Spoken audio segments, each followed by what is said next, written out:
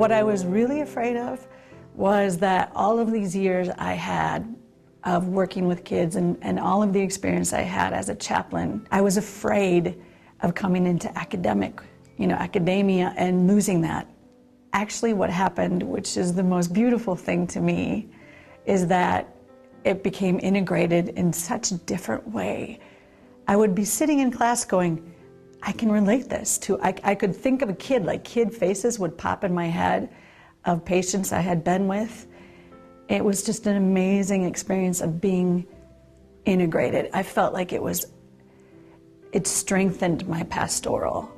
And I fell in love with being a Catholic again, even though so much of my work was interfaith, and it still is. So when I came to St. John's, it was like I was catechized for the first time. I learned about the Catholic faith in a way that I had never known. I've taken things I've learned here and wanted to use them creatively at the hospital. And I felt empowered to do that, and I did. I had a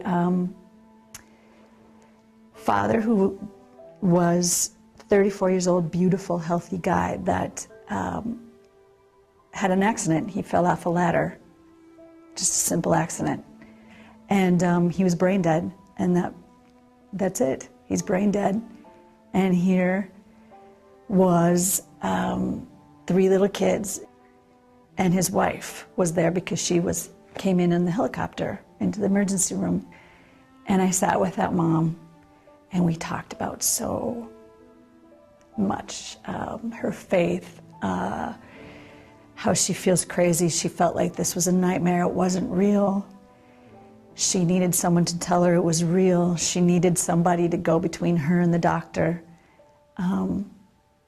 I felt like I had the language more than I used to have before I had this education to actually do that. I felt empowered.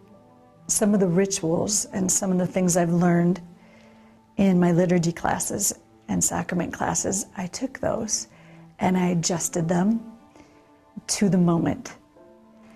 And the little girl that had found her dad after he fell, she was the middle child, and I felt really connected to her.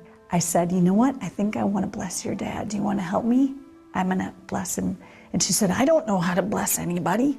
And I said, you don't have to do it. You can just watch, and if you feel like you want to, then you can. And she said, okay. And so she was kind of standing back. And I took the holy water, and I went through, started at his head and started to kind of bless his body, because all of these parts were going somewhere to be into somebody else and to save someone's life.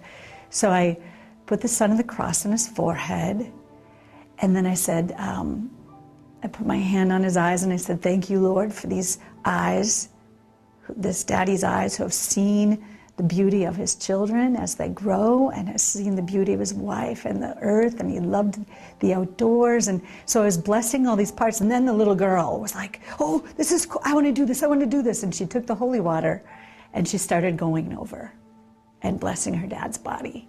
And so it was the mom and the little girl, and they started doing it. It was super cute because the mom took the holy water and she put it on his lips. And she said, I want to bless his lips for all of the sweet kisses he gave me. And the little girl went, Mom, ew, gross. It was so cute.